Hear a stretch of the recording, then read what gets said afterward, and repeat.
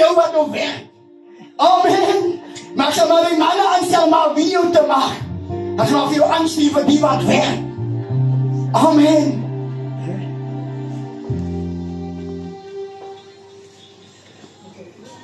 Een saam, wat het ek gesê? Een konings. Amen.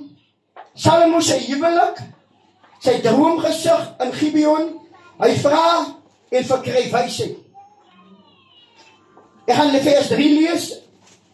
En Salomo het die Here lief gehad deur in die insettinge van sy vader Dawid te wandel. Halleluja.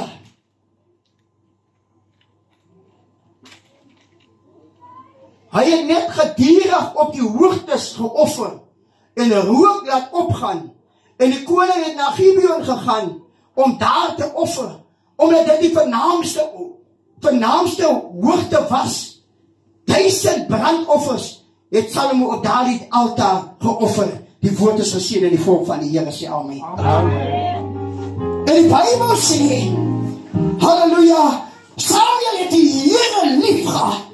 Hy het die Here gevrees, hy het die Here gedien, hy het die Here geloof, hy het die naam van die Here groot gemaak.